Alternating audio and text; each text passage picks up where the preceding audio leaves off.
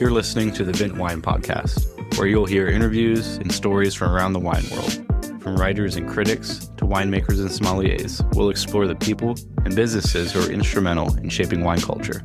Enjoy the show. Hey everyone, and welcome back to another episode of the Vint Wine Podcast. I am your host, Billy Galanko, and today we head back to Bordeaux. Last year, we had a few Bordeaux producers on the podcast, and I am excited to say that today we are heading back to Bordeaux, specifically to Saint-Julien, to interview the head winemaker, Matthieu Bordes of Château Lagrange in Saint-Julien. But before we get to a little bit more on Matthieu and Lagrange, I do want to note, if you missed our weekly wine report on Monday, please go back and listen to that. There are some important podcast updates, so go check out that episode. But for now, let's get into Château Lagrange and Matthieu Bordes. Matthieu was extremely enthusiastic. It was a great conversation. He's possibly one of the most enthusiastic producers that I've ever spoken with that wasn't part of the family that actually owned the estate. The interview just exuded his excitement about the chateau, his work, the quality of work that they're doing there. So it was a very exciting conversation. A little bit of background on Château Lagrange before we dive in. It is a Grand Cru Classé. It was a third growth in the 1855 classification. Now, something that's very cool about it is that it is one of the largest contiguous vineyards in all of Bordeaux. And it is 118 hectares under vine currently.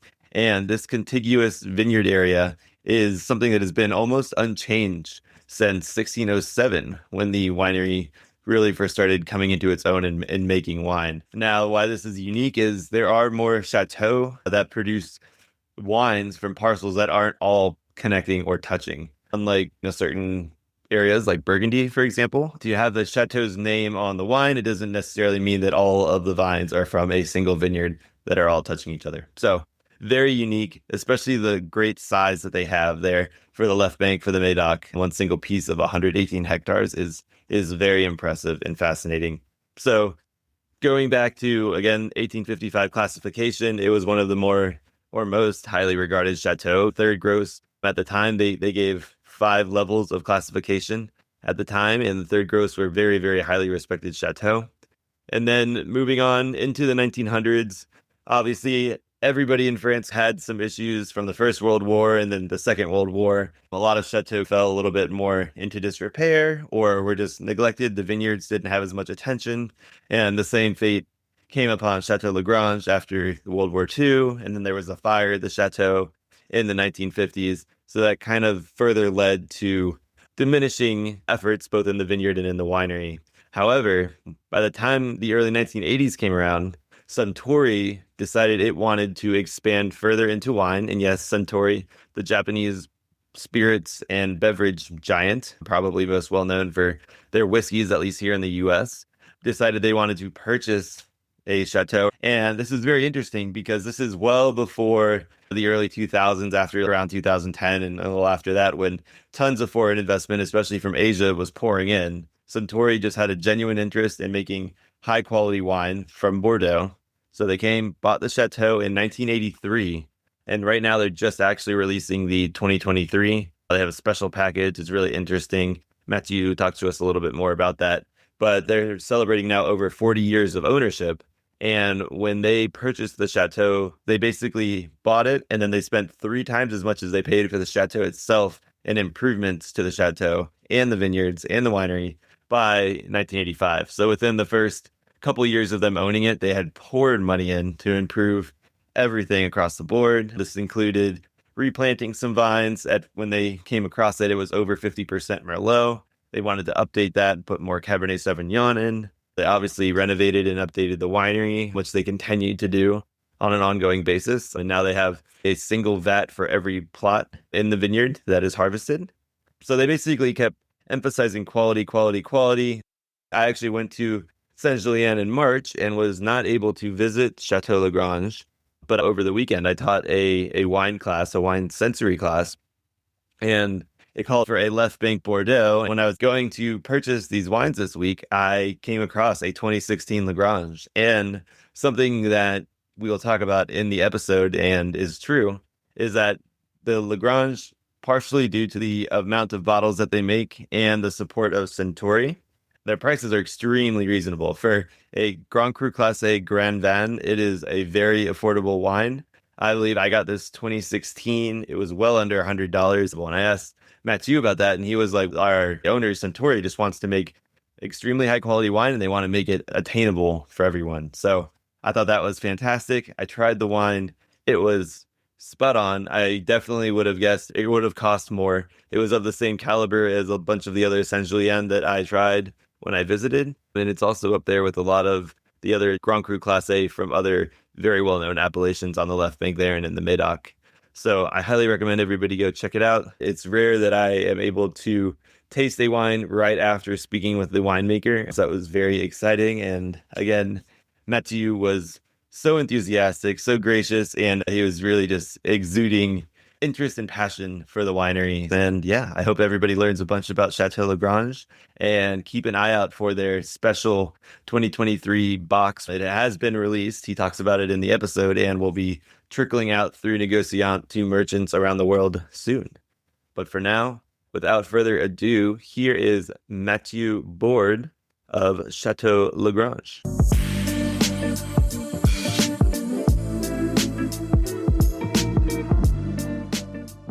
Hi, Matthieu. Thanks so much for joining today. Thank you very much. Very pleased to be here. I'm very excited to dive into Château Lagrange and also just highlight Saint-Julien as an appellation as well. Would you maybe start us out with a little bit of background on who you are, and then we'll dive into the chateau and your wines? I was born in Bordeaux, now already 52 years ago. Grew up in Bordeaux and studied in Bordeaux as well. Studied for 5 years after graduation, my high school. And I'm a biologist and also engineering, agriculture, specialized in viticulture, based in Bordeaux. And I have always been working since 1996 in the wine business. And Lagrange is my 19th vintages this year. So I have started at the end of 2006. Wow. 25 of, and it's, I think, one of the top vintage we have ever had. So it's one of the good points. Yeah, it's one of those lucky vintages that ends in the number 5 that seem to be so. Right. Right. I don't know if it's the hazard, but yes, most of the 5 vintage, at least for the last 50 years, they're great. Yeah. Fantastic. Can you tell us, I think before even diving into Château Lagrange, can you paint a little picture of where Saint-Julien is in relation to the left bank as a whole? Of course. Saint-Julien is the tiny appellation on the left bank, just located 45 minutes drive northwest from Bordeaux, just below Pauillac and 10 minutes above Margaux. The key point of Saint-Julien, it's only 920 hectares, and this appellation has only 11 classified growth, no first growth, no fifth growth, only second, third as Lagrange, and fifth and fourth growth in 1855. And this 11 classified growth covered 85% of the appellation. We used to say it's the most homogeneous appellation, I would say, on the left bank, but I would say mainly in Bordeaux. Lagrange is in one single block, located in the southwest, on the highest point of the appellation, 24 meters above the sea level only. Yeah, I wanted to ask about that. So it is one of the largest single blocks of vineyards in Bordeaux, is that right? I would say yes, because I think we are maybe the third or fourth biggest classified growth on the left bank. But because we are in single block, I'm really sure that, and this block is unchanged for 400 years. So I would say yes, maybe we have the biggest single block on the highest point in Saint-Julien. Yes, agree. Could you share a little bit, maybe, I guess let's go back in history to the founding, or I guess back that 400 years, and then work our way up to when Suntory purchased the chateau in 1983. So the first traces of Château Lagrange dates back to 1607. Something appeared in this place. And several family owners, especially the Brand family, who was the owner for at least close to 200 years, push the chateau and make the chateau as a winery in the middle of 18th century.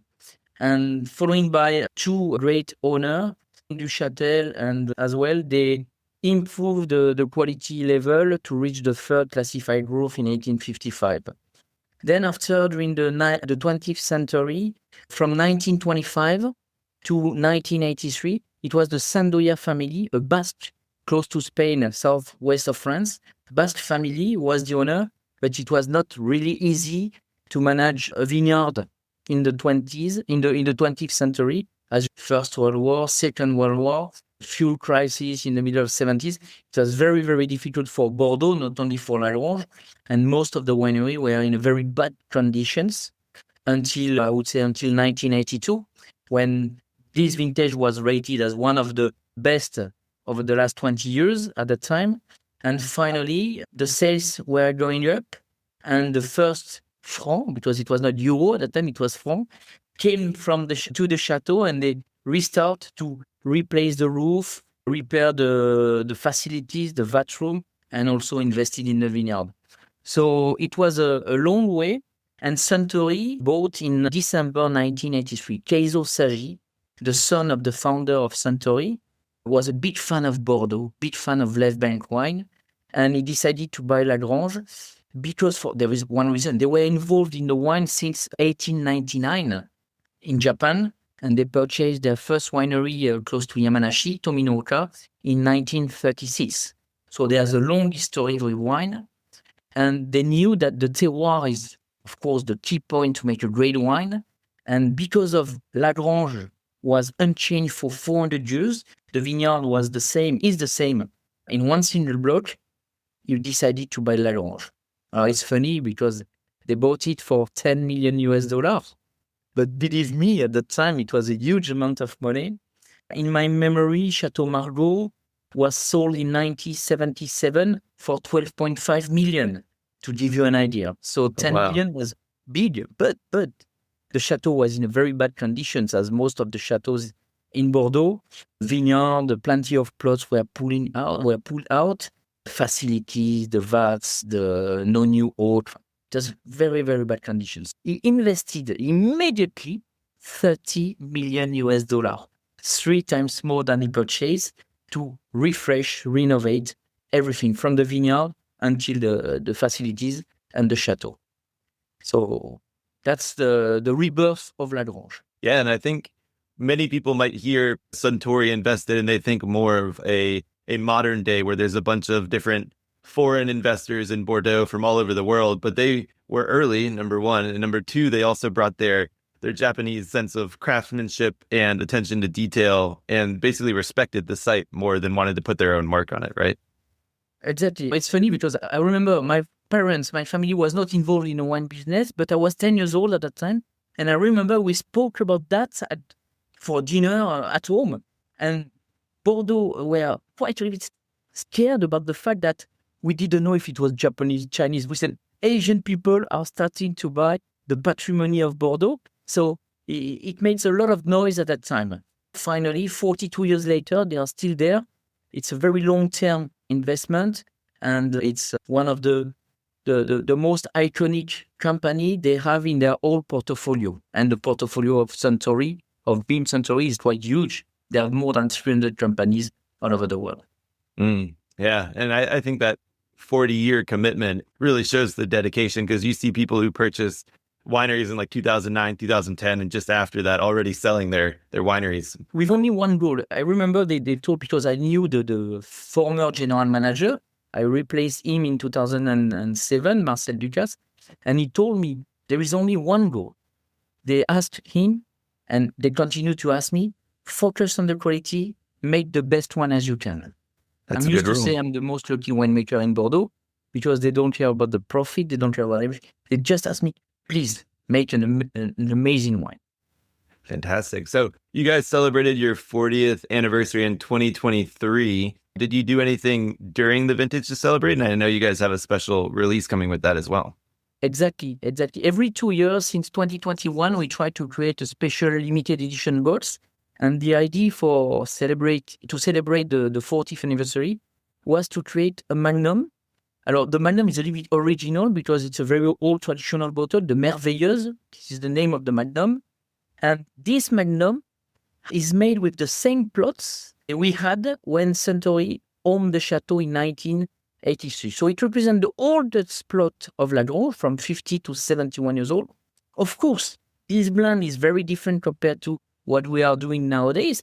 Maybe we will speak about the global warming later and everything. So it's a blend of 46 Merlot, and 54 Cab.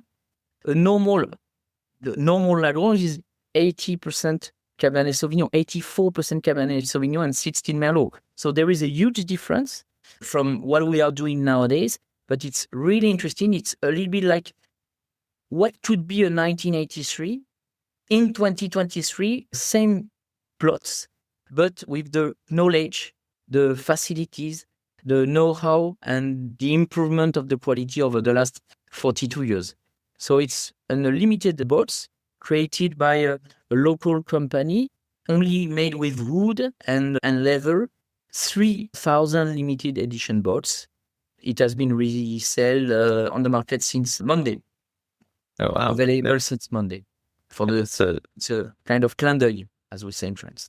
Yeah, so only released on the 15th of September. Wow. So hopefully they'll disperse throughout the markets and people will be able to get their hands on them. Yes, and I think it started already. I sold yesterday more than 250 boats already. The négociant, the way we work, we are working through the négociant who represent the sales force of Lagrange. And usually we sell our wine in 100 countries all over the world. And I just received this afternoon a confirmation, and they sold 20 boats in Australia, for example. Yeah, man. Yeah. Now the négociants, that's the beauty. They have their hands everywhere. All right, cool. Then let's dive into the wines themselves. Maybe we'll start in the vineyard, like you had mentioned earlier. Maybe talk about what's planted and maybe any updates that you've been making in terms of canopy and just management to accommodate climate change. So if you look back to the past, when they bought, only 56 hectares were planted and the rest was pulled out. Immediately, they replant all the plots, and finally they reach, on average, 67 Cabernet Sauvignon, 28 Merlot, and 5% Petit Verdot. This is the 3 grape variety we have at the chateau. I have a plot selection, of course, but I have one plot which has one row of each grape variety you are allowed to plant in Saint-Julien, because we have so many rules in France, so we can't plant Shiraz, or if not, we will lose the appellation of Saint-Julien. And at that time, they decided to plant Cabernet Sauvignon mostly because on our deep gravelly soil, which means up to 80% of pebbles, it's dry, it's warm, and it's extremely poor, which is the best soil to grow cab. That's the reason why we have cab more and more, especially with the global warming too. A little bit less Merlot year after year, and we keep around 5%, 6% Petit Verdot, because it's a kind of doctor wine, extremely helpful to boost the blend, high level of color, tannins, and acidity. This is a grape variety that we like a lot at Lagrange, and we have since 1988 the Petit Verdot, and sometimes up to 17%. I remember in the 1999 vintage, we had so much Petit Verdot. It was extremely helpful. So we have this 3 grape variety, 8 to 10 million vines per hectare. And Marcel Ducasse was an enologist. I'm an enologist and engineer. My assistant manager is also an enologist and engineer. The cellar master is an enologist. We have another engineer for the R&D, Research and Development department. So we do many of trials, and we do things in a very technical way. And the goal is to make always the good choice, to make the best grapes and finally the best wine. So we were one of the first chateaux who has increased the level of the canopy since the middle of 80s to have a ratio between row, inter-row, and to reach a better maturity. We were also one of the first estate, maybe the first, in 1985 to de-leaf and did the green harvest. It was very unusual at that time. Of course, nowadays, we de-leaf a little bit less depending on the weather conditions, especially this year was really warm and hot. So we leave a little bit of canopy in front of the grapes to preserve them and preserve the fruit. But it has always been in a high level of technical aspect, and we try plenty of things. We have every year trainee from engineer school, enology school, and we do a lot of essay trial. And we repeat them year after year to increase step by step I compare very often a winery as a Formula One team. You work in a very small details and then you gain milliseconds and seconds and finally you can win the race. It's a little bit almost the same, but it's more sustainable. It's more sustainable than Formula One. Yeah, I love that analogy. Yeah. 2 questions on the vines. One, you mentioned 8 to 10,000 plants per hectare. Are you changing that density with newer plantings just based on what the climate is now? And then how tall are these canopies when you're mentioning tall canopies? It's a really good question, yes. When they started to have Lagrange, the density was 7,900, 7,800. And we planted the Merlot for 10,000 vines and Cabernet Sauvignon 8,700. Now we're thinking maybe moving to 8,700, even the Merlot. Yes, because of the drought, the global warming, maybe we will decrease a little bit the density, but we will keep quite a high level of density because competition between the vines is very helpful to have small size of berries, and as smallest are the berries, more concentrated is the wine. We are lucky because the way we fertilize, the way we the terroir, and I think also the terroir keep always a good acidity in our wine. Even in the weather is warming, and for example, the vintage 2018, which was the hottest at that time, with the highest level of alcohol, not only at Lagrange, but generally speaking, in the left bank and also on the right bank, we still have a level of acidity, a pH, which was at 3.43, which is extremely low. So I changed not so many things in the vineyard, but to answer to your question, we are thinking about maybe reducing a little bit the leaves of surface, but I would say temporarily, not all the time. But if we have to reduce because of the weather during a year, why not? Even if we had the 4 warmest vintage ever since 2018, the 4 warmest ever, it's crazy. 2021 was one of the coolest of the last 25 years. So it's difficult to change in this way because we are in Bordeaux. We could have some rainfall. The weather is temperated. We are not in Napa. We are not in Argentina. The time weather is changing. We are very careful about changing drastically the way we grow vines because everything is not fully established. With new plantings too, are you considering any other varieties or even increasing some Cab Franc planting or planting any Cab Franc as well? Alors, yes, we have one row of Cab Franc, which is not too bad, but Cab Sauvignon is better. So we keep only Cabernet Sauvignon.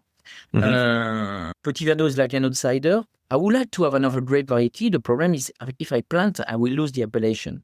So regarding my owner, and they allowed us to do plenty of trial because they don't have any impact on the way we manage the estate, and they trust and they are extremely confident with our team.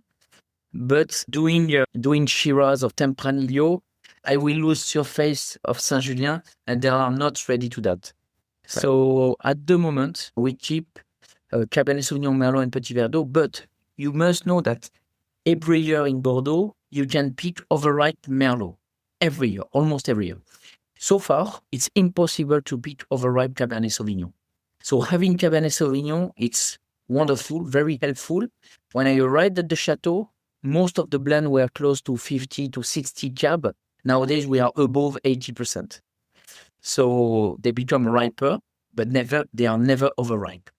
So having cab, it's good. If I was on the right bank, we used to say on the wrong bank, I would be more stressed because of the Merlot. Merlot is a little more difficult.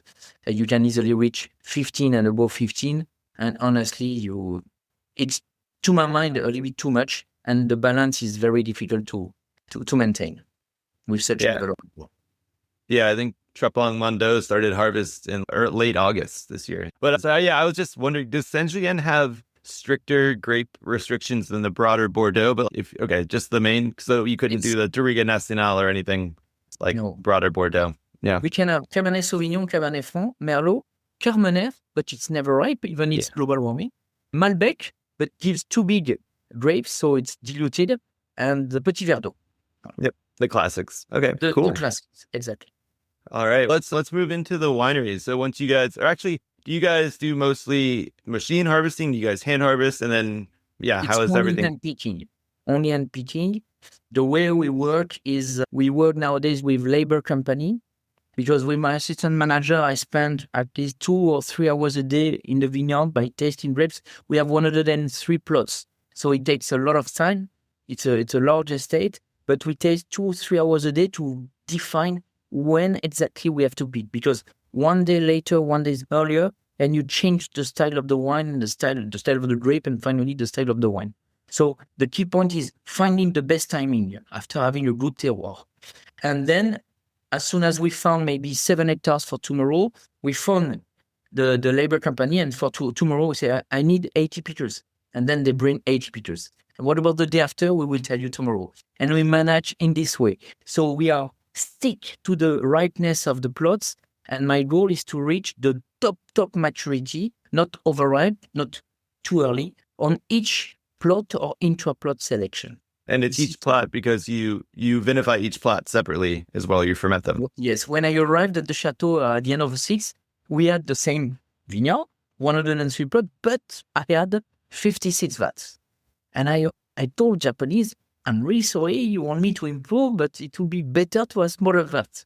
And they say, yes, but we use them only a month a year. Roots, they are still in very good conditions. And are you sure? And I say, yes. So they authorized me to remove 7 of them and replace by 15 smallest. Finally, I found 4 hectares which never produced Château Lagrange before, just by increasing just because I reached the good ripeness, and we adapt also the vinification process, depending on what we taste, the skin and everything. So we upgrade 4 hectares, it means 20,000 bottles at that time on the vintage 07, from second level to first level. So 20,000 bottles, 10 euro profit more at the time, 200,000 euro. The investment was paid in 2 years. They don't care about the money, but finally say, you can remove everything. So from 56 vats, I moved to 102 vats for the 103 plots. Since 2008, from 08 to 010, we changed the number of the vats and the size of the vats. Only stainless steel. The Japanese want us to be extremely sustainable, and stainless steel is the most sustainable system. You waste not so many water to rinse. It's always safe, always clean. You can warm, you can heat, you can manage the temperature extremely well, in a perfect way. So and we have different shape, truncony, like that, small, big, fun. Wonderful. So I'm able to pick every plot or every intra-plot selection, and I find somewhere to put in the cellar, and we adapt the vinification process, punching down, pumping over, délestage, beading, temperature, what do we want? And then all the level of the plots has increased drastically. And it's funny because you know that 07 was not an amazing vintage in Bordeaux. That was my first full vintage because I arrived at the end of 06.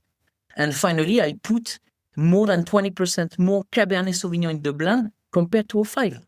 Oh, wow. And Cab is the latest grape variety that you have to pick later. It needs more sun, etc. And finally, the wine was great, and the Cab were not drained at all, just because of waiting and being more precise in the vineyard. Can you share a little bit about what the conical tanks do for cap management and things like that? Because I thought that was fascinating when I was in Bordeaux. So, depending on the way you work, the vintage, etc., you have several options to extract. For example, the Cab, if they are ripe and the tannins are quite smooth, you can a little bit extract more than usual. Then why not having some Cab in a truncony vat? Truncony vat, it's very interesting if you do what we call délestage. So it has a surface of skin larger with the juice or the wine compared to a cylindric vat. And finally, by doing that, you extract a little bit more. But you can also do that only if the quality of the tannins are smooth. Because if you extract too much, it's always not only the good tannins, but also the bad ones or the bad flavor. It's something you have always to maintain a good balance. So truncony could be interesting if you want to use quite a lot of délestage, what we call délestage, rack and return. Yeah. And then can you actually, for our listeners, to explain a rack and return process? Because I think I've glossed over it a few times on here, and I don't know if everybody knows. Okay, so the most common process is what we call pumping over. As skins are full of tannins and color, and the juice is totally white in the middle of. So as we burst a little bit the juice to make the skin contact when we put the grapes into the vat, after we launch the alcoholic fermentation, then all the skins are floating and all the juice stay below. Usually it's 1/3 of skin, 2/3 of juice. And the goal of the alcoholic fermentation and the maceration process, the vinification, is to extract all the color and the phenolic compounds from the skins and transfer to the juice. A little bit like you have a tea bag. You put a tea bag in a pot, and then the more you wait, the more warmer is the water, then you extract more. Always to find the good balance to have the ripe and smooth tannins. Bumping over, you take the juice at the bottom of the vat and you swallow the cap. The goal is to put the juice, and the juice goes through the skins and then absorb some tannins and some color. And day after day, you extract more and more. Yeah, you like spray it Yes. over the top, and You spread over the top. Exactly. Not swallow. So spread over the top. Sorry for my English. We do that 2, 3, 4 times a day, depending, but usually on average is mostly 3 times a day. You can also do some punching down. If you don't want to take the juice, you can push down the skin into the must. It's another way. It's quite gentle, but it could be a little bit strong and you can extract a little bit more, especially. So you have to manage depending on the vintage, the variety. Punching down is going quite well. 1 punching down a day for Petit Verdot, for example. But for Petit Verdot, you have to be extremely sensitive, extremely quiet. Sometimes only 5 minutes a day is enough with pumping over. If not, you have made something unbalanced and too heavy, sometimes harsh and not very good at all. So having different size, different shape allow us to do almost what we want. But I'm very lucky because I spent already 19 years and I know the plots and I know the quality of the tannins on each plot. We taste always blind at the chateau.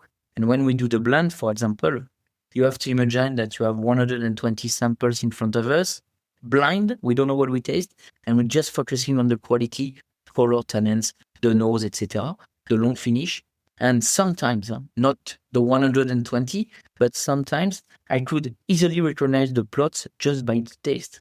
Oh, wow. Wow, this plot is plot Léo, this plot is this one, because the grains of the tannins, and it's always the same. Very cool. And we covered punch down and pump over, but we didn't get to the rack and return yet. And rack and return, you empty. It's usually at the beginning because the cap, the cap of the skin going more day after day, it's very compact. And then when you spread the must on the top, the juice goes always in the same circuit, channels, the same way. So doing the rack and return you remove all the juice, then all the skins goes down. If the trunk is a little bit trunk on each, it's larger in the bottom. So the skins crush and then you can throw back the juice and you reorganize all the skins, and then for the next pumping over you will follow a different way, and then you can extract a little bit more tannins and more color from this skin, and this skin which has seen almost no juice during the first 2 days. That makes a lot of sense. And when you're pumping over, it creates that like almost cake at the top. So you need to take out the juice and let it spread out. And then when you put it back in, like you said, it mixes up and reorganizes. It goes very fast to burst the cap. So it's quite strong. You don't have to make too much. We usually do that at the beginning. I would say during the first third of alcoholic fermentation, because if you do that too late, in a very high level of alcohol and higher temperature atmosphere, you will extract too much. And then you have the risk to make something not very unbalanced. We are very focusing on the harmony of the wine, because as I'm used to say, dry one day, dry forever. So as soon as you make a wine too dry, too harsh, unbalanced, then it will last for the entire life. So it's always finding the right limit. let's fast forward again. So everything is brought in. You started the fermentations.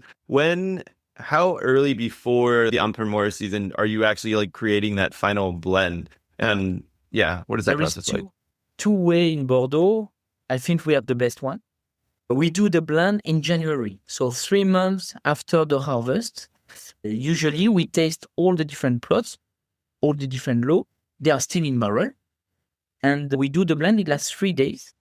We are 4 enologists on the estate. And I have Éric Boissenot, our enologist consultant, who is maybe the most district, but the best enologist consultant in Bordeaux. He do most of the first growth, the second growth on the left bank, and third growth, etc. The most well-known. And he's a nice guy, very smart. He is a very good taster. And we are able to make by ourselves the blend. But it's very helpful to have him because he do the blend for Ducru Boucaillou, for Léoville Las Chasses, for Léoville Barton, for Brenner Ducru, Béchevel, etc. So he knows that we always want to increase to have a very high level of wine. So it could help us, because he did the week before, or he started already the blend of this chateau or this chateau. So he's able to say, okay, now stop. If you go above that, you will be disappointed compared to the neighbors, etc., etc. So it's very helpful in this way. And usually we do that in January, just before the UGC, when we are going to US with all the UGC members for a big tour through US and Canada. And it lasts 3 days. It's the second greatest moment in a year for a chateau. Harvest, blend, and the last one is en primeur. Yeah, because we can taste the neighbors. It's fine. Well, very cool. Yeah, and I went to the UGC last year. I tasted through all the Saint-Julien, so I must have tasted Lagrange, but it was so fast because there's so many people there. So almost 130 wineries and a lot of people. Yeah, this was the US tasting of the 2022. I was able to go to Bordeaux for the Entrepreneur for 2021, so it was my first time tasting as many 2022s in one spot. Oh, it's great. One of the best vintage ever. It was very good. Oh. So you've made the blend. I just want to talk a little bit now about the first wine versus the second wine. You've mentioned a little bit. Can you share a little bit more about what the differentiation is? The key point, as I told you, is the terroir. I have plots on the estate. They produce for 42 years, and I have plots every year, depending on the quality of the vintage. Every year it's for Lagrange. It's because of the soil and subsoil. There are 20% of the plots that they are on the border. They could move to second wine or first wine, depending on the weather. And depending on sometimes we don't know exactly why. They are just on the limit. We perform more or less. And when we do the blend, every time I ask the owner in advance, do you have any recommendation about the quantity of first wine, Château Lagrange, and second wine, Les Fiefs de Lagrange? Because as we sell the first wine in a higher price. So maybe they want to receive more profit, or they ask me to produce a lot of quantity of wine to sell it in a higher price. Never. They always say, no, Matthieu, please make the best one as you can. We don't care. But I ask every year in case. So when we do the blend, when we take the 120 samples, we pick with my team in silence. We note, and after we speak one by one. For sample one, what do you think, Benjamin? Said for me, it's Lagrange. What do you think, Stéphane? Lagrange 2, Lagrange from, okay, Lagrange. Sample 2, Les Fiefs, because it's the Les Fiefs, okay. And then at the end of the 120, we take all the Lagrange that everyone are agree, we mix. It's the first basis. We try to say, maybe we have to add a little bit of this one, remove this one. So it's almost a day more. And until finding the best Lagrange, they say, oh, this is good now. So we pull out the sorts, and then, this year we do the 84 Cabernet, 16 Merlot. The blend is the result of what we have tasted, just focusing by the quality. And usually, because my owner is very wealthy and very kind with me, we are allowed to produce small quantity of Lagrange, 30, 40%, and more quantity of second wine, which is very, very good to select the top of the top for the Grand Vin. And of course, it's less good for the profit, but they don't care so far. And I'm allowed to plant to produce less Grand Vin, so to make a strong selection. 45 years old on average for the vine in Lagrange. And what is very good too is that I have on the second wine some very old plots that we consider the level is not enough for the Grand Vin, but they are still a very good level, and they are dedicated for Les Fiefs. So Les Fiefs is, on average, 30 years old vines in the wine, which is for a second wine very unusual in Bordeaux. So I was going to say, while you are picking the top of the top for the Grand Vin, the second wine is no slouch. Like, it's still a very high quality wine in the grand scheme of things. Can you explain maybe a little bit of how its character tends to differ? If the Grand Vin is more cab driven, is it more Merlot heavy itself, or? So usually we have always a little bit more cab in the second wine also, but the blend is mostly 50-55 cab, around 40 Merlot and few percent of Petit Verdot. For the Grand Vin, it's mostly 75-80, up to 86% Cabernet Sauvignon, 10-15 Merlot and few percent Petit Verdot. So there is a huge difference. It's because when you pick the cab ripe, they are much better than Merlot. But by far. Of course, it gives to the wine different characteristics. First, the density of the tannins are, of course, stronger in the Grand Vin. So the second wine is something very elegant, but lighter than the Grand Vin, and less with a shorter finish compared to the Grand Vin, of course. But what is surprising is something that you can start to drink after 2 years, almost, you can start, and you can keep up to 20 years. For lunch today, we open a Fief 09. 09 was a great year, but the wine is 16 years old. You would never guess the wine is 16 years old. It's so fresh, still young, and I'm sure it will last more than 20 years. Les Fiefs, it has a very large window of tasting. Some people prefer Les Fiefs sometimes compared to the Grand Vin because it's more accessible. It's very soft and silky. On the nose, mostly licorice, blackcurrant, black cherry. It doesn't have the finish of the Grand Vin. It's a little bit less oaky as well, aging for 14 months in oak, with 20% new and 80% 1, 2, and 3 years old oak. For the Grand Vin, because it's more powerful, more deep, more concentrated, with more cab, we have 21 month in oak with 60% new oak and 40% 1-year-old oak. So Lagrange is something that it's more difficult to enjoy after 2 years. I advise to wait minimum 5 years. 5 years would be fine. You can start to drink the 2019, for example, at the moment. 2020 is a bit too early. 21 will be more accessible because it was fuller, then less concentrated, so approachable earlier. But what we have done with Lagrange nowadays, and I would say maybe generally speaking in Bordeaux, is we succeeded in enlarging the window of tasting. You don't have to wait 15 or 20 years like 40 or 50 years ago. You can enjoy the wine after 5-6 years for most of the vintages, and you can keep it for a while. You can keep it as long as before. Wow. But more cab, more licorice, more graphite, more peppery notes, more blackcurrant, more mint, eucalyptus, tobacco, more complex as well. Perfect. Yeah. I just wanted to emphasize, I assumed it was more of a structural thing with Le Fif in terms of being more approachable in its youth. And then that way people experience the expression of the Chateau earlier and then the same vintage a little later through the Grand Vin. Perfect. And something I wanted to emphasize or ask you about, I think it's probably driven by the power, the monetary power of Suntory, but all of the processes that you've described, like I said, I was just in Bordeaux in March, and the top chateau, these are the same processes everybody follows, but then you guys are able to offer your wines at such a great value. Have you been able to explain that on the market and talk about the quality of your wine, even though you're still maybe half the price of something that's made the same exact way? Yes, I'm traveling a lot, and we did last year 403 events all over the world. So not every time, but most of the time, people said, "Oh, your wine is so great value. It's a QPR, it's great, it's not so expensive." Yes, Lagrange started 40 years ago, and it's funny because my predecessor at the time told me when he arrived at Lagrange in 1983, the two less good winery at the time, regarding the quality of the wine, was Braner du Cru and Lagrange, he told me. So, of course, they invested a lot, etc., etc. So they have to rebirth the winery, and they have also to increase the quality. It's also one of the reasons we have producing much less Grand Vin. to focus and to be sure that we could create a very high level wine.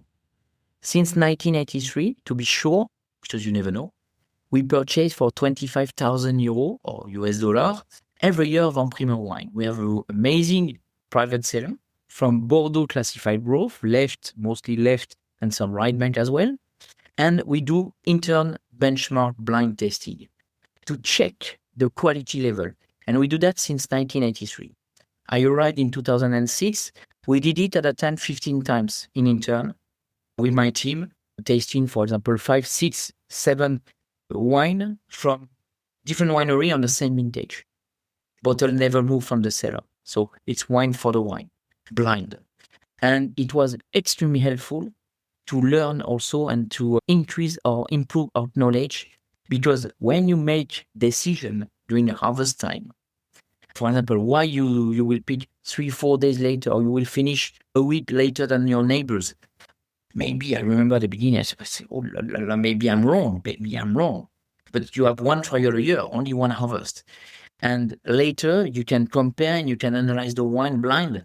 And finally, you know that you are on the right way because the wine is much, much better for this reason and this reason. It's extremely well known to be able to have a high technical level. And the wines are also extremely well known to be good in a challenging vintage because of the selection and the way we work. So it's very good on the top one, but also not too bad the range is quite like that. It's not like that. And when you are like that, it takes more time to be recognized. And the fact that we produce quite a lot of quantity of bottle, in total, Les Fiefs and Lagrange, 500,000 bottles. You can't raise the price drastically. If you produce like Petrus, 10,000, 12,000, 20,000 bottles, it's much easier to increase the price like most of the Burgundy. But when you have such a level of quantity, it's not so easy. And one of the goals of Suntory also is the quantity is important, because one of the tagline of Suntory is to share with the rest of the world all their products, even its beer, and they love the idea to make a very high quality wine, as they do a high quality level of spirits, of beer. If you have chance to visit Tokyo and taste Suntory premium malts, so they love that. I'm sure they would like us to sell maybe a 50% higher price, but they consider that we have to present our best for something that we could share with plenty of people. Yeah, I think you guys are doing a great job, and it's one of those times where it was a classified growth in 1855, and it's the same exact terroir. So you guys are actually just reviving it and making the quality that was always there. Whereas some people are they were never classified, and then they're overcharging. It's just like a whole bunch of things. And something which assure us is that nowadays, sometimes we put in the benchmark blind even Les Fiefs de Lagrange. And Les Fiefs de Lagrange perform better than some first wine from classified group. So we're pushing up on time here, but one other quick question. So you were mentioning how much you travel. Have you seen the markets shift in terms of the top demand for Bordeaux now? Is anything emerging that's surprising you? There is some antagonist things. First, we saw year after year, and generally speaking, a kind of decrease of the consumption. 20 years ago, people in France drank 80 liters per habitant. Nowadays, it's close to 40, 45. So it has decreased. Fortunately, people drink less, but people drink better. We are more still with the young generation. When I say the Gen Z or such kind of, they are more focusing on ready to drink premix, and it is a part of the business of Suntory. So I have also some data in this way. It has improving like that in Asia, like that in US as well. So yes, it's something which scares me a lot, because we still have almost the same price as 20 years ago. When we sold the 205, it was almost the same price as we sold last year, the 2024. So the value of the wine, the price has been almost stable for Lagrange, I would say, not so big increase as some first growth for other ones. And finally, it's difficult to maintain a kind of level of consumption. Of course, we travel to present our wine and promote in as many countries we can. But it's not so easy. It's not so easy. And this is something that it scares me the most. But everywhere I'm going for wine dinner, masterclass, tasting, it's always a pleasure because you met people who are always smiling, happy to share the wine with you and discuss and improve that knowledge, etc. So on the other hand, even young people are extremely enthusiastic, extremely motivated, and come very often also to Bordeaux, have a wine tour, etc. But on the other hand, it has a part of the young generation that I don't know if we could catch them in the next following years. So this is the thing which scares me the most. And what is very interesting also is the general knowledge of the wine lover all over the world. Compared to 20 years ago when I started at Lagrange, it has changed a lot. Now, the level is going up much faster. Oh, so people are knowing more and learning more about wine than they had in the past? Oh. When they are passionate, they learn more and their level is much higher than 20 years ago. I remember 20 years ago, 99% of the people, for example, said, okay, you older is the wine, better is the wine. Now it's much more complex than that, yes. Oh, wow. Well, that's great to hear. And hopefully this podcast will continue that trend. Is there anything else you want to add that you're excited about? I would say if you have the chance to come to Bordeaux, have a stop to Saint-Julien. We host 4,000 people a year. The best time is usually the harvest time. We are open, of course. And you can easily taste the grapes. You can have a good experience and have a look how it works. And it's so interesting. I advise everyone who want to join, and we try to spread our passion and our knowledge many times a day. So please have a stop. It's easy. You can connect on Instagram, on Facebook, on the website, just on phone as well. So yeah, no more than welcome. I think that's a perfect note because a lot of people still have this perception of Bordeaux not being as welcoming for tastings, and it is very much not the case anymore. So everybody should go visit. And thanks again, Matthieu, for your time. Thank you very much, Billy.